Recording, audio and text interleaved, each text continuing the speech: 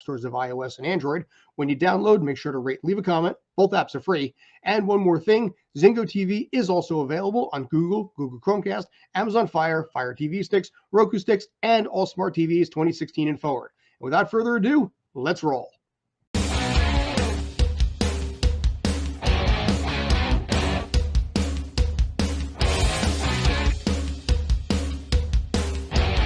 Good evening, everybody. This is the Sports Den. I'm JD Walker.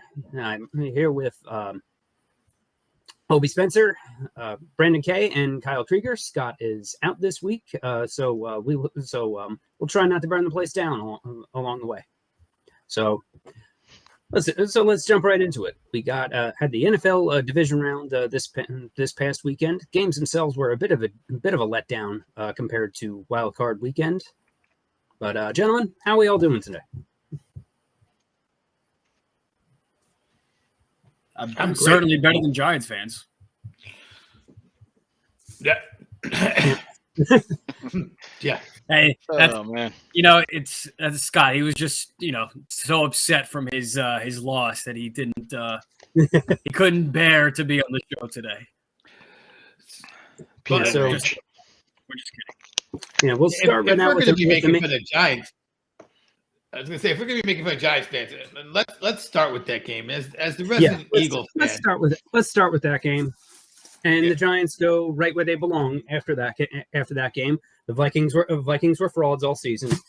Bye bye. Now the real teams left can settle out the Final Four. I'd say that the Giants were a real team. It's just they were definitely one on the lower end of that group, and the Eagles. The Eagles have been a tale of two teams all season, in that they're either literally a top three team or they're one of the worst teams in the league, and that all depends on how Jalen Hurts plays. And he had a good game, so they had one of their they were a tougher team to beat. So yeah, they ran into a nigh unstoppable Jalen Hurts in a very hostile stadium. So it kind of went as expected, and judging by my picks, yeah, the first two games went according to plan. Second two, not so much. But yeah, it's a shame that the Giants got booted this early, but they drew the wrong opponent for sure. So yeah, I agree with part of what Kyle says, and then I'm going to defend the Eagles a little bit. So I think that the Giants were a legitimate playoff team in this season, but I also think that Minnesota was frauds, and they were. The Eagles were not. Look, there's been three teams in both the AFC and the NFC that pretty much from the halfway point of the season you thought could do it. From the moment they got CMC over in San Francisco, and Eagles, and Cowboys will get into that game. And then there was the Bills and Cincinnati. We'll get into that game. And then, of course, Kansas City. So the Giants, I felt, got a lot of hype nationally for a big game against a really bad defense. And then there was this pretend like, oh, maybe Jalen Hurts' shoulders hurt that bad when he played in a pretty much meaningless game for a win against the Giants a few weeks earlier. And I was like, come on. I couldn't believe the amount of hype that the Giants had a chance in this game.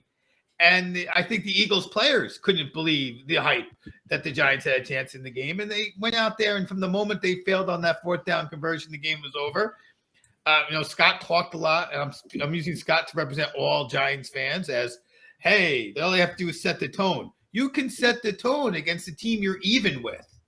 But the Eagles are a juggernaut this year. They're going to play another juggernaut. But they went out and they reminded people that the Giants were a good team. A respectable team. I think if you're a Giants fan, you were shocked by the outcome of your season, and this is a season to celebrate because you so exceeded expectations. But you were not going to beat that Eagles team with a 80% healthy Hurts. He claimed he was only 75. I don't know what it was, but it was more than enough. He can throw the ball just fine, and the weapons are more than plentiful. And they went out and they did what they were supposed to do, which was beat a non-top tier team when you are in that elite top tier of teams this season in the NFL. Indeed. Yeah, another big thing. Go ahead, man. No, I was gonna say I thought it was interesting too with this team because for a team like that, the kind of the whole thing is you want to go into the playoffs on a streak with momentum. They didn't go into that playoff game against Minnesota with a lot of momentum. They were 3-6-1 after that great start they had. So they didn't kind of tumble into the playoffs, but they didn't come in bursting hot into the playoffs. They had the nice win, the nice 2 wins against Indianapolis and Washington to kind of get into that playoff mindset, that playoff mode. And like they said, they went up against a team that pretty much were frauds. And we just went through those teams, basically the 6 teams, the 3 per conference. And then there was kind of that Minnesota because they had the great record like the rest of the team. But then you look at all the analytics and the numbers and stuff like that. And it's like, well, can we really hold them to that same, level of greatness, at least up until that point? And we saw what happened in the playoffs. It's very funny. Some teams, you kind of just know what they are after 1 or 2 games, 3 games maybe. It feels like we didn't know what this Vikings team was until the playoff game.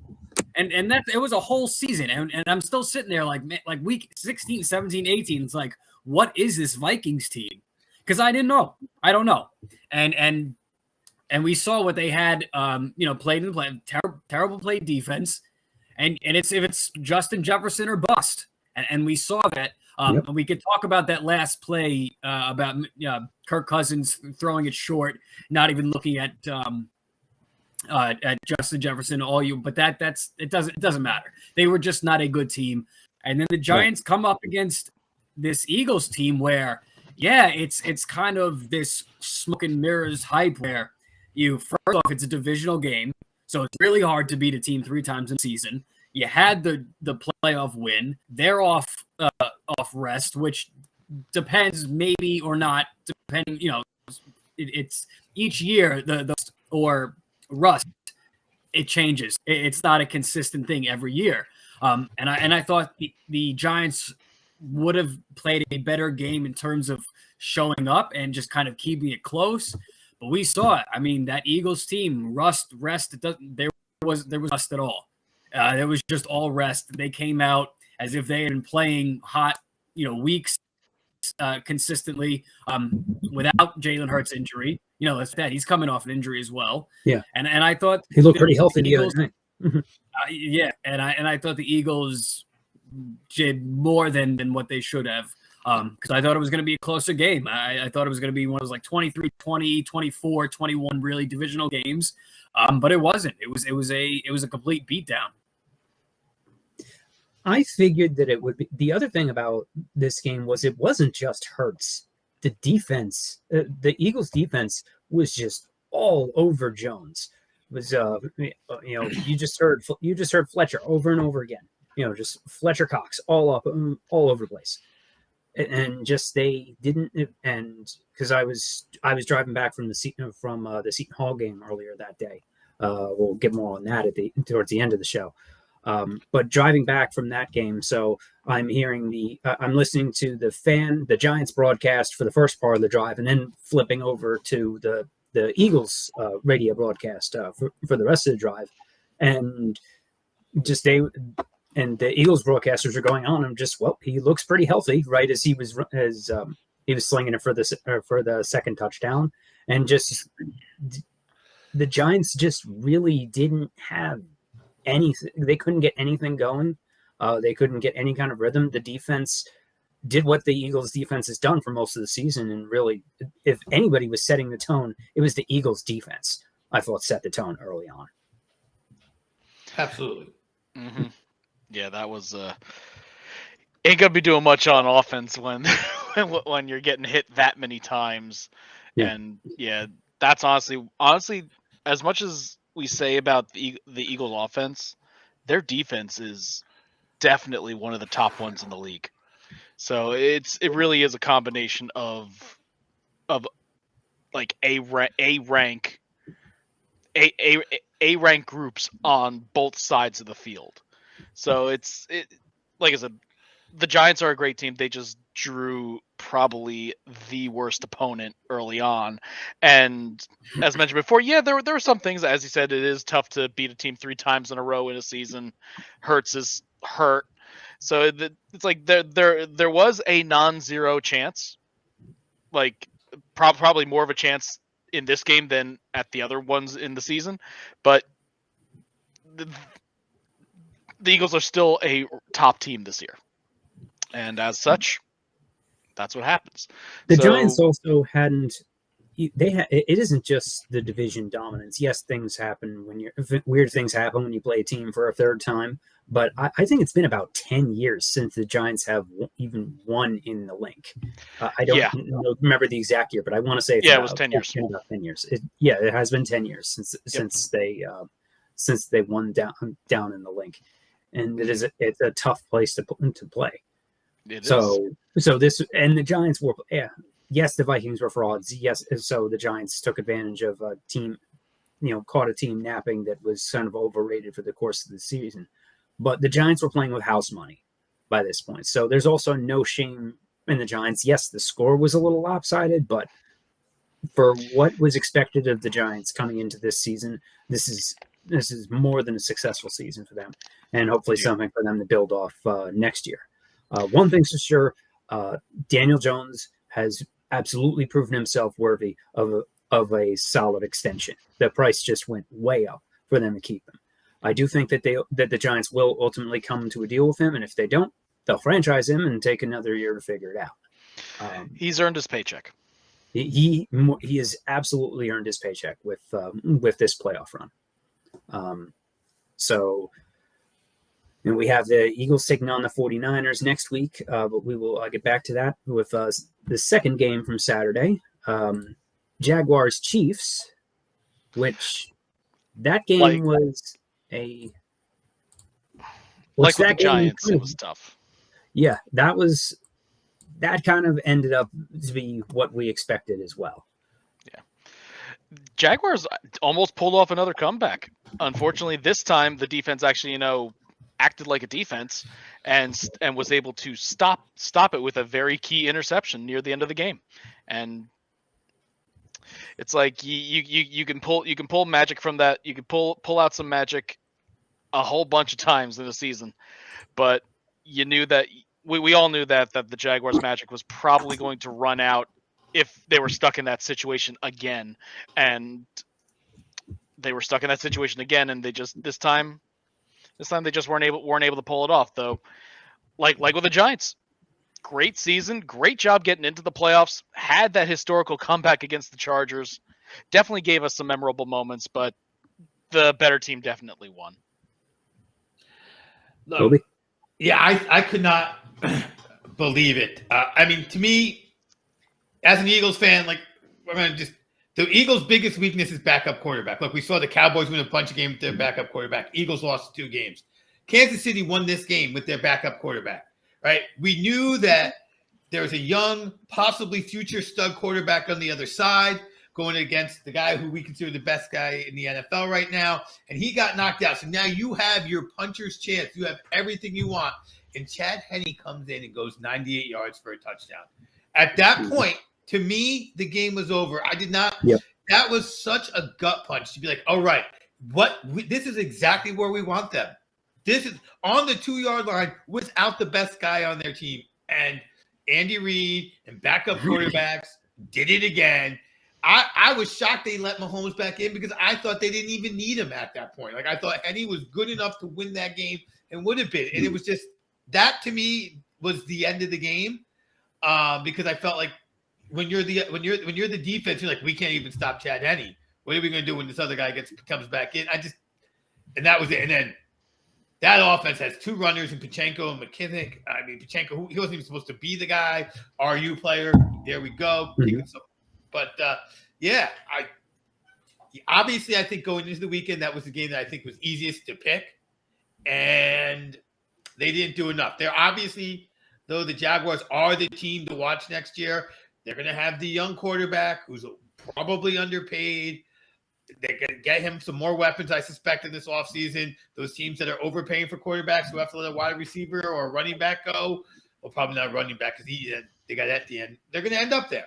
And that, I think, is going to be the team that's going to be the sexy pick next year for all the right reasons. We'll see what it turns out to be, but not this season. This is not their year at all. Yeah. Again, another team that far outplayed expectations, and their fans should be ecstatic. And wasn't there that television show where the guy was the Jacksonville Jaguar fan? He's all excited. The bad place or the good place, I think it was, had the Jacksonville Jaguar fan on it.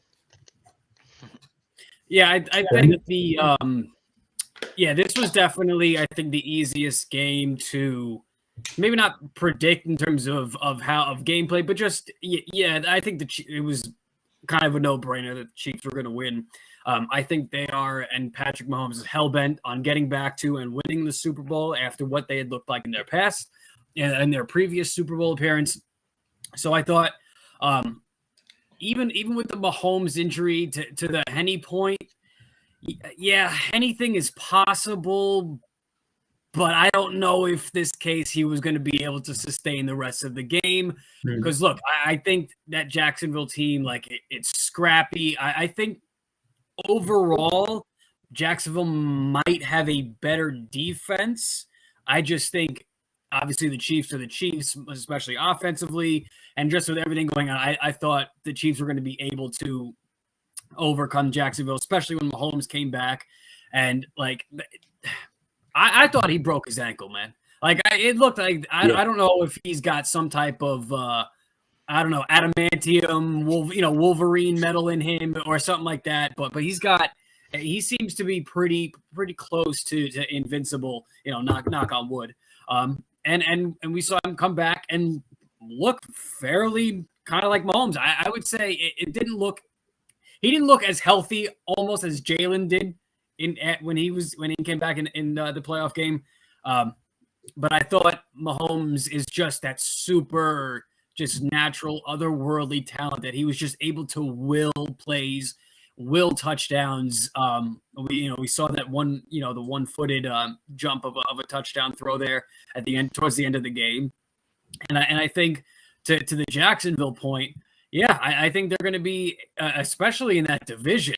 I mean, it would be sacrilegious to pick against them in that division. I think, especially going to next year, I think they need a couple of defensive backs and a couple, maybe another receiver or two. But I like that roster a lot. I love Doug Peterson as their coach for that quarterback pairing. I think that's fantastic. And I don't want to say the Jaguars kind of had that also a bit of a house money, kind of a situation where that's the Kansas City effing Chiefs, man. Like I said, I just think they're hell-bent on getting back to the Super Bowl and winning. But Jacksonville showed up, played a scrappy game, and made it, Mahomes injury or not, made it a close game. Yeah, the game that we got, what I was as far as results, I was expecting the reverse. I was expecting a score like what we got from the Kansas City Jaguars game. I was expecting that to be the Giants-Eagles game. And the 38-7 blowout was what I was expecting the Chiefs-Jaguars game to be. So for the fact that they hung in it as long as they did and really was just a last-minute touchdown and backdoor cover, I agree that Henny coming in and doing the 98-yard drive definitely was a backbreaker. But you could not leave him in for the rest of the game. There have been multiple times where Andy Reid teams have blown to double-digit leads in playoff games, 20-point-plus leads. So they were not messing around with that. Anything short of, Mahomes not being able to walk, he was coming back in that game. And he'll be playing next week for the same reason. Will he be effective against the Bengals, who are a much better team than Jacksonville? That I'm not so sure about. I mean, it depends how it goes this week, but that was the kind of injury that in the regular season he'd probably be out for 3-4 games. But he's, whether it's a break, a bad sprain, I didn't see an official diagnosis. I think it was just a really bad ankle sprain. I think was what was in there. Yep, high ankle sprain. High ankle sprain. Yeah, high ankle sprain normally keeps a player out for a month. But he's gonna play through it. you know. So Gotta be let's. comfortable. Yeah. I just one more note about that game. Heading into that game, 30-6. That is Andy Reid's record with when he has a bye. I mean, when this guy has time to prep for your team, he's good. He's good when he has that kind of time. Funny you should mention Andy Reid. You have Andy Reid and Doug Peterson, both former Eagles coaches. Yes. And I mean, Doug Peterson is directly on the Andy Reid coaching tree. I mean, he was Andy Reid's first quarterback when he was in Philly, and he was Andy Reid's assistant when he went over to Kansas City. So, like, all Doug Peterson and Andy Reid go very far back. I'm sure if there's anyone Andy Reid wants to lose to in hindsight, it's Doug Reid, but ahead of time, it's not Doug Reid. Right? Like, he's the guy you don't want to lose to at all until you do. You're like, yeah, well, this is my friend. So we can just say that the final out of the final 3 teams, 3 of them are Eagles coaches. Final 4 teams. So So we'll go into Sunday's game. We will start with the first game for Sunday, the Bills Bengals rematch. The Sunday games were a big shocker for me. it's where we all lost our picks. For most of us, it's where most of us lost our picks. Yeah, and Bengals Bills was a heartbreaker, just because that was, as I mentioned before, that was the feel good story of the entire playoffs. It's like we all have our favorite teams, but unless you were a Bengals fan, it was very hard to root against the Bills.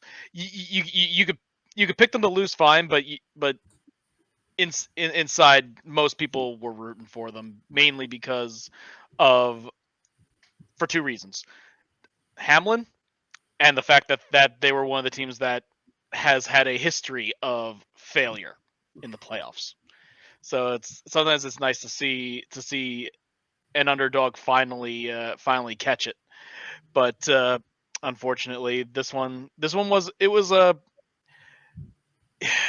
it wasn't as close as expected, and yeah, it's unfortunate for the Bills, but Bengals came in swinging, and they did not let up the entire game. So it's unfortunate because I think the Bills were an overall better team, but they did not play it. They did not play like the better team on Sunday. Like how can I put it?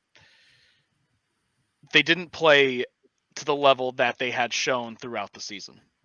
And honestly, a ton of credit goes to the Bengals. They came to play. They came to play. They did exactly what they needed to do, and well, they came out with a win on a neutral field in snow. So good on them. Obi? I did have Cincinnati winning this game, and I was rooting for Cincinnati. So I guess I'm a cold-hearted individual. I was rooting for Cincinnati too. That's why I was like sitting here, like, oh man.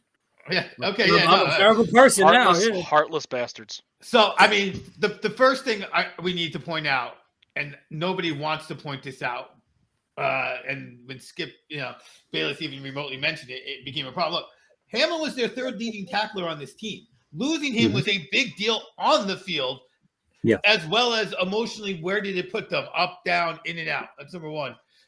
And people weren't talking about it, but the key factor to me in that game became the snow. So it is a little known fact. And if you watch football enough, and if you think of this and you put this in your head and then you watch football games, you will realize it is true. It is easier to pass block in the snow than to run block in the snow, because defensive ends cannot power around the corners. They fall on their faces. And Cincinnati's defense, because of who they were going against, were already making an effort not to rush up past the quarterback. So they were more controlled in their passing, in their rushing. And meanwhile, Buffalo was going for the sacks to get to Burrow against the weak line, and they were easy to move around for that depleted line. And it just, the snow broke the game in a way that I don't think you think about happening. And as soon as the game, it just worked out. They were able to dominate the lines because I think of the strategies that the two teams had and their effectiveness in the snow. That and Joe Burrow is just icy. He's icy. He is just against Baltimore. Baltimore said you're not going to beat us deep. You're going to have to throw it short. And unlike Mahomes, who I love, who will fight it out and run around till he finds that deep pass, Burrow was like, no, I will throw it 5 yards, 2 plays in a row, every play for 13 plays down the field until some BS non-touchdown call. Like, he's just going to go methodical if you give him methodical, and if you give him a chance to throw it deep to Jason, he'll do that. So he was totally under control, and I think that factor played in. And Allen is a little bit more of an emotional player, and I think that showed. I just think that Cincinnati, though, is the better team. I think they've been underplayed all season. As soon as they didn't have a Super Bowl hangover, I think that the respect didn't run to them the way I thought it should have. Like, I understand when were they fluky to get in? They lost the Super Bowl hangover, here you come. But midway through the season, it was obvious that they were going to be fighting for their division, and then Lamar got hurt, so they easily won their division. Then they got all sorts of disrespect. They didn't get a coin flip for this game. They had to travel the other game. Meanwhile, a game they were winning, they don't get on their record. They did, but the bottom line is they look better on both sides of the ball on the front of the game. Those defense and offensive lines totally dominate. Now, will they dominate in good weather against an interior pass rush team versus an exterior pass rush team? I'll make my prediction at the end of the show if you're asking me to, but it's going to be a different game for sure. Brandon? I think with this Bengals team, I also agree that they are the better team. We saw what happened through the course of the season. Cincy getting off to a bit of a slow start. Then they played the Jets, and then we're on this great win streak, not win streak, but just this great streak of football ever since. And I think it's very interesting because, we'll talk about the matchup against Kansas City in a minute, but I think you would take Kelsey first, then Chase second, but then the rest of the receiving options for the two are mostly Bengals receivers. So I think we are really almost underestimating the talent that is on this Bengals offense, and we saw their line protect Burrow. We only got pressured, I think, 8 or 9 times. I think it was only sacked once, and didn't have a single turnover, no interceptions. I mean, it's just what we've seen Joe Burrow do, even going back to last year's playoff run, just in these 2 playoff runs, and he's just been cool, man. Like, it's just nothing phases him. And he goes into a hostile environment up against a team that really can, you just mentioned it, Von Miller. That was another huge loss from earlier in the season. So the Buffalo defense had been depleted since that injury specifically. We know that the Hamlin situation. But what's interesting about this Bills team, let's just start from an offensive standpoint with the Bengals too. The Bengals can win in different ways. The Bills cannot win in different ways. The Bills, 100% offensive attack is Josh Allen running the ball first as his option, and then he looks out to Stephon Diggs and a couple of these receivers. We saw the regression in Josh Allen's turnovers, in his rocky consistency of play. Can that be attributed to the departure of Brian Daboll to the Giants? I think it is absolutely looking towards that to be the case. And we'll see how that continues to play out. But it's very interesting because look at every single quarterback and head coach pairing that has won a Super Bowl. Right. They won within 5 years. This was the 5th year of the pairing between Sean McDermott and Josh Allen. Mm-hmm. So history says that if it's not now, then it's not going to work. which means either McDermott or I don't think it's McDermott. Well, let's just say offensive coaching. Either it's an offensive coaching issue or it's a Josh Allen issue, or it is a mix of both. But I think something needs to be done, and it's very interesting between these 4 teams that had just lost in Jacksonville, Dallas, the Giants, and the Bills. I think the Bills have the most questions going into this offseason than the rest of those 3 teams. And I think we're going to get a great AFC Championship game.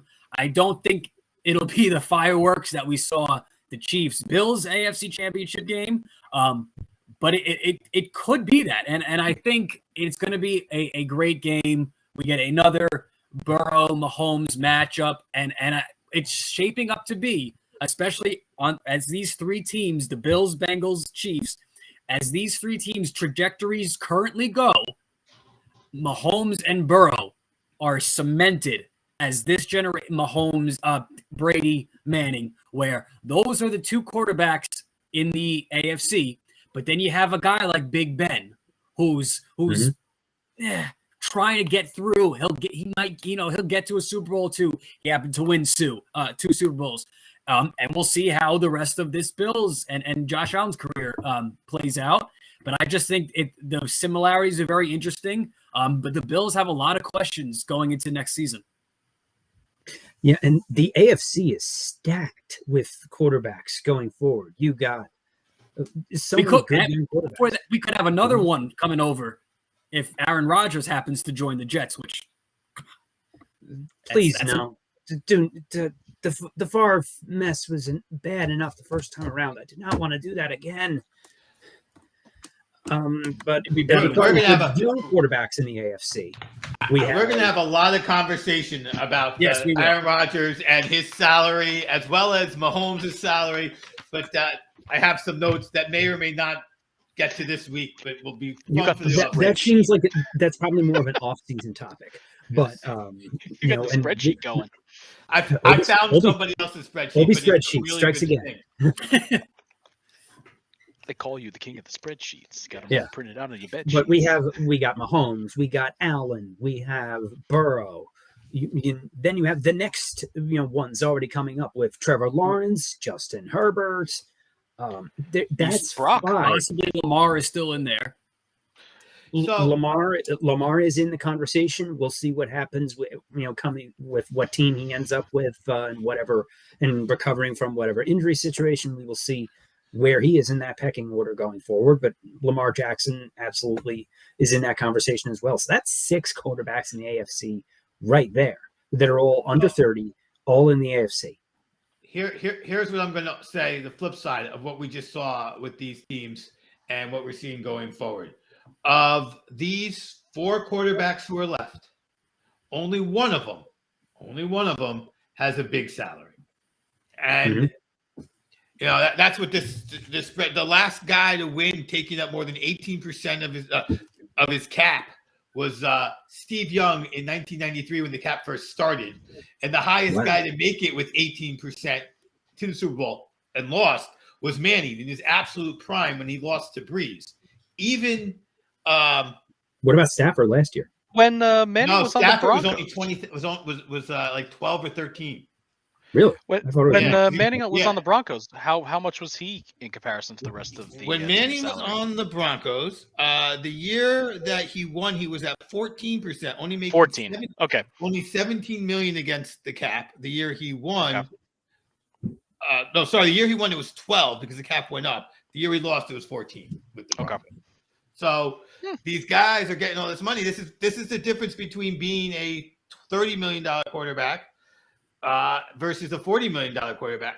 Look, we're about to get to the Cowboy game, and a lot of people are going to say things. And I wanted to go last because I wanted to defend Dak a little bit. But the one thing that Dak has done wrong is the salary he took, and it's only getting worse last year. Yeah. Because to me, the biggest thing that happened on that field was Amari Cooper wasn't on that field.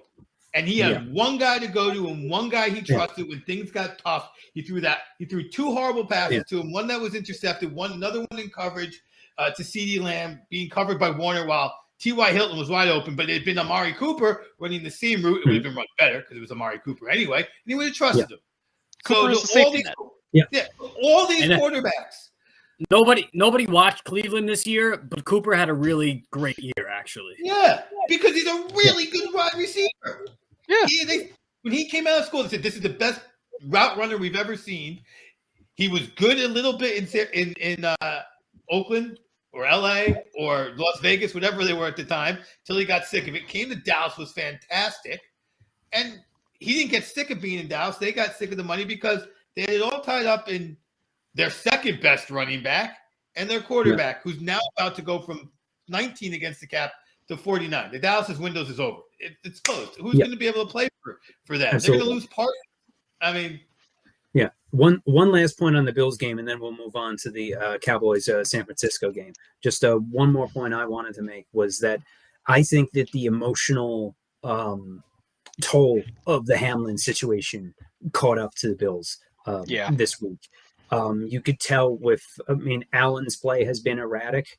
Everything the Bills wanted going into this game happened. You had the game at home. Not only did you have the game at home, which was missed in all of those coin flip neutral site scenarios, but they had the game at home. They had the game in a snow globe, which was exactly what you want if you're a Buffalo fan. Although the Bengals are also a northern team. It's not like you're playing a team like Miami or Indianapolis who plays in the dome. And they didn't even play that great against Miami. Let's not forget that either. Nope. No, they did not. No, you're absolutely right.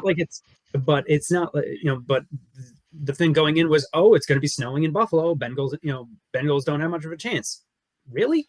Like, I admit that and I have egg on my face. You can go back and look at my picks video where I thought that the emotional energy from this would have taken the Bills higher, but I think it did the opposite. We see it did the opposite, where it just wiped them out. I think they've been going on pure adrenaline for the past few weeks, and they just crashed. And there are big questions about the Bills. That 5-year stat of the head coach and quarterback pairing that they win within the first 5 years. So the Bills are just snake bit. Like, yes, I'm a Jets fan, so it's a division rival, but I don't have the same animosity for them like I do for the evil empire up in New England. The Death Star or even Miami. I was going to say, I don't even think it's as bad as Miami. No, I feel for the Bills. This team is just snake bit. They win 18 years without a playoff game. They lost they went to 4 straight Super Bowls and lost all of them. You have 13 seconds from last year. You had DeMar Hamlin this year. Just again and again and again. This team is just snake bit. I feel for them. Wasn't it Vontae Davis who just retired at halftime a few years ago? Yes. So it's just like it was long. It was longer than that. I mean, they were still bad then, but but there's this. It's just the Bills, man. They're the Buffalo Bills. Like, I feel that. Like, it really is in terms of divisional rivalry. I agree. It's Patriots are the worst. Then I would throw Miami probably second, and then Buffalo third. Even with Buffalo being better than Miami these last 5 years, 6, whatever. Miami's just a lot. Miami's just annoying because the Dolphins fans that are around are kind of like Cowboys light, where like they talk about the history and 14-0, like it actually matters, and it wasn't 50 years ago. Like you're talking about Super Bowls from 50 years ago. You're no better than the Jets at this point. Then again, how many of those Miami fans were influenced by Ace Ventura back in the 90s? Yeah, but the funny thing is, though, the Jets Super Bowl is still 100 times more memorable than the Dolphins winning, even with their undefeated season. Mm-hmm. Because you care about more the undefeated season rather than the fact that they simply won that Super Bowl game. Mm-hmm. So, yeah. Miami just the existence of Miami is annoying. I agree. Yeah. You mentioned annoyances. Without the Super Bowls, they were still consistently good for 25 years. I will give them that. But the last 25 years, and post Marino, they haven't been. Yeah, pretty much since. Not exactly, but close to the time that Jimmy Johnson goes from the Cowboys to the Dolphins, both franchises have gone like this. I was gonna say, it's like you mentioned annoying things about fan bases. The undefeated season is possibly one of the most annoying things. Like whenever someone gets close, they basically drag out that entire team for their Mercury Morris interviews just for them to say it's like, nah, we're the only undefeated team, and lo and behold, they lose. It's like, Yeah. the only thing that would have been worse is if Tom Brady's Patriots got it. Yeah, yeah. And then the funny thing is, after there's a team every year that starts out undefeated, the minute that team loses, the whole 72 Dolphins team, they're like, oh man, they didn't have a chance. We weren't worried. They do a segment on them every year once that last Mercury Morris comes out from whatever rock he's hiding under and talks smack and then goes back into hiding every single year. Yep. It's like the only reason that people could even think about wanting the Patriots to have an undefeated season that year was just to make the Miami Dolphins old players shut up. As much as I hate the Patriots, I was also I admit it would have been I the silver lining. Kind of had a thought of like, at least like this will stink, but at least the 72 Dolphins can finally shut up. But I was still happy the Giants beat them. But but I admit I had that same thought where I was like, at least if this happens, the 72 Dolphins will finally shut up. But yeah, but then at that point we'd have Tom Brady and Bill Belichick for the rest of their lives, being like, we have that anyway, though. Yeah, but not as bad. I know, you're right. Yeah, you're right. You're right. Worse. You're right. It could have been worse. They just did something that wouldn't have moved it any further. The needle that it was just so far gone. Yeah, that's true. That's a fair point. Just far up their own butts. Yeah. So we'll move on now to the final game, the Cowboys and 49ers division game. Where it was all field goals for the first 3 quarters. But yeah, we could mention the field goal woes and whatnot. But on a scale of 1 to Pete Carroll, how bad was that last play? I think that is an overblown situation. They had to try something different, and it failed.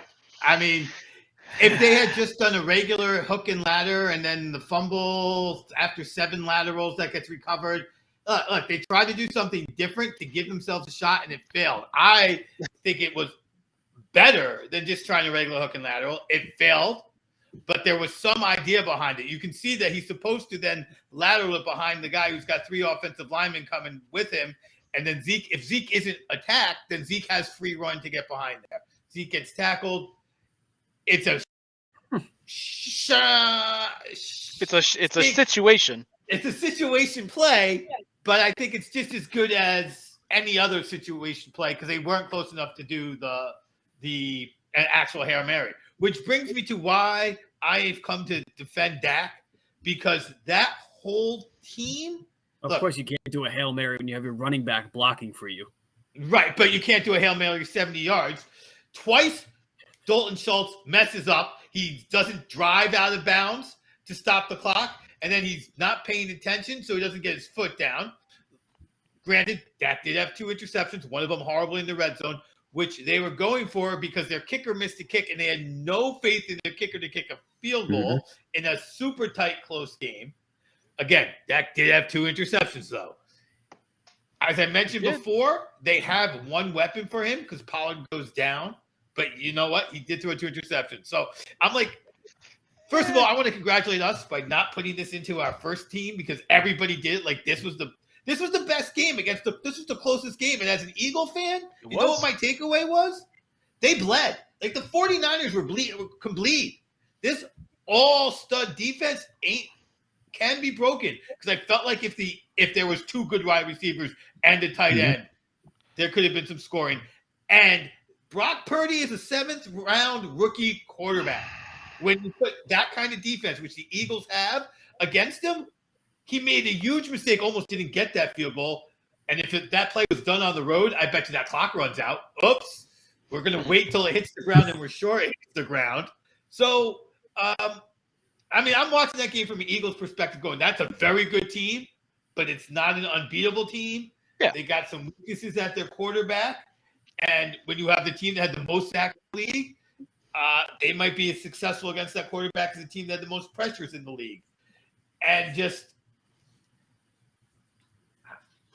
the death that Dak is getting for losing to a better team, a team that many people called the best team in the NFL since the moment they got CMC, just bothered me today. Like, let's congratulate the 49ers for being the team we thought they were, and congratulate the Cowboys for being this good in a season that the NFC East was supposed to be ranked, garbage. Instead, they had three teams playing, one of them against the team that some people say is the best in the NFL. So I got more good stuff about Dak, but I also understand that Dak did have a bad game, and I'm going to move on. Yeah. All right. Brandon? Even then, both defenses played out of their damn minds. Yeah. The thing with Dak is it's not just the loss.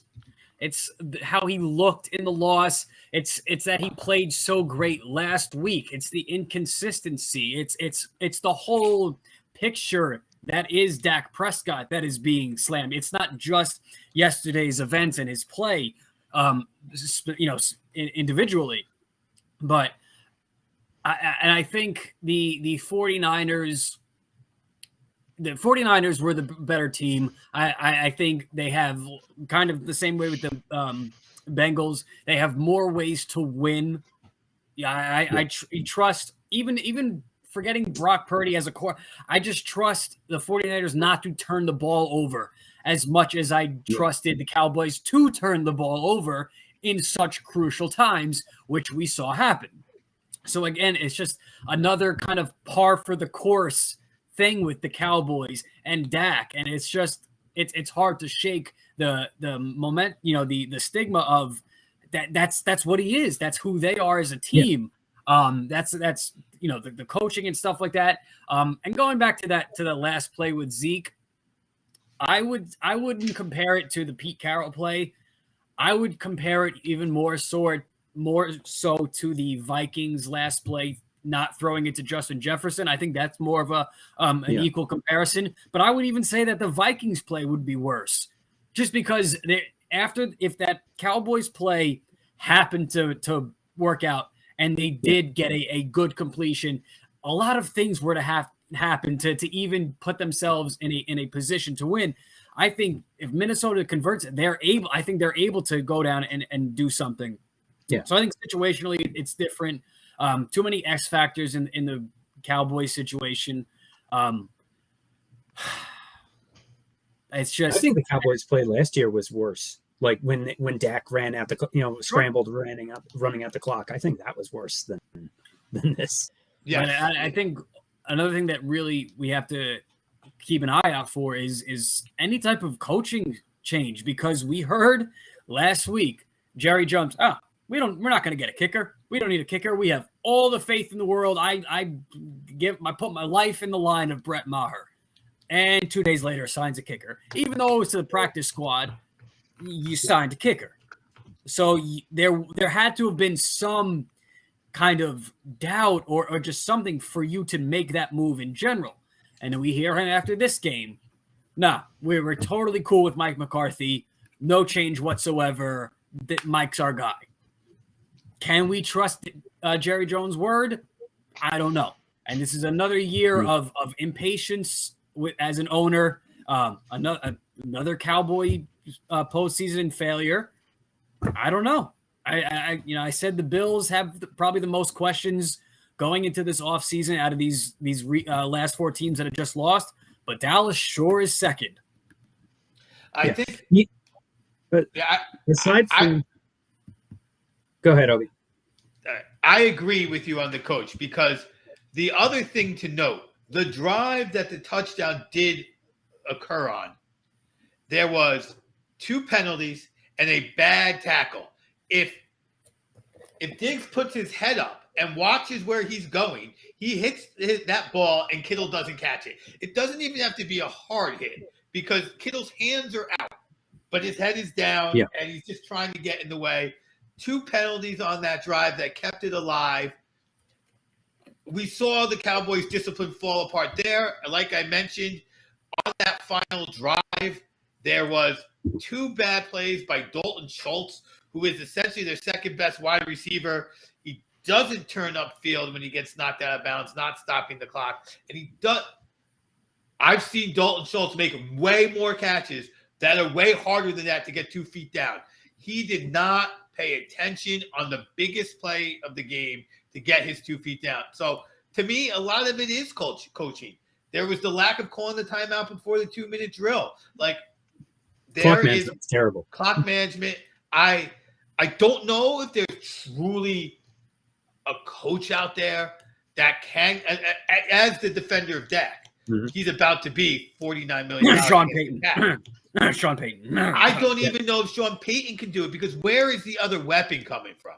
Like, I need another weapon on the outside if I'm going to try to keep up with the 49ers, who are probably going to improve at quarterback if they don't even do anything, with the Eagles, with whatever might end up being in LA if their quarterback situation comes back. They have to draft one. They have to draft a receiver. That's it. Yeah. But drafting a receiver does not give you a receiver who is ready to play in a playoff game as your number 2 wide receiver next year. That's what the concern is. You need a guy who you're not high enough in the draft to do that. Yeah. It's very rare for a rookie receiver to come in like Jamar Chase and just be. Yeah, but you're not asking. But they asked Jamar Chase to be the number 1 option on when he was drafted on a terrible team.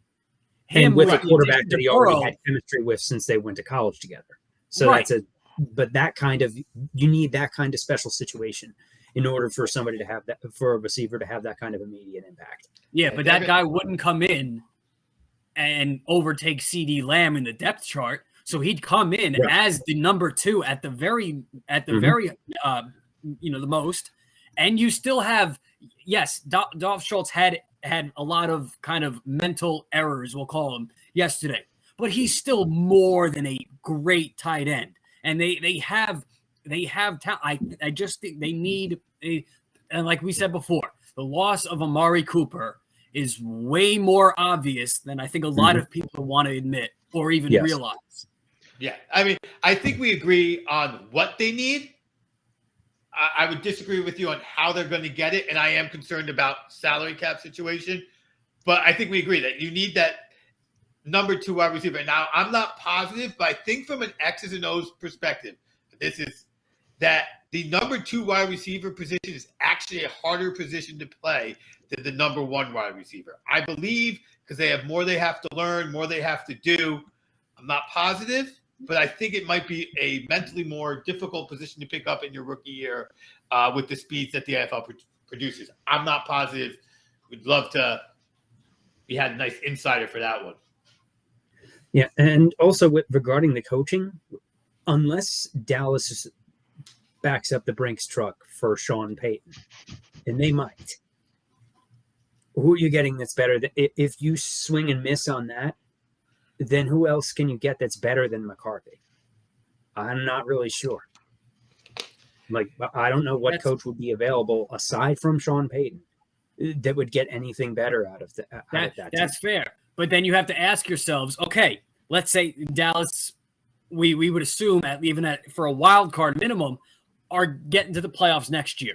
Do we expect in 1 year's time that all of these disciplinary coaching, clock management questions are gone? Like, do they magically become like super buttoned up, super on top of every microscopic detail that needs to be? I don't think so. No. So then you're exactly where you are. So then if you're going to stay that, you have to do something with the roster. You have to get another receiver.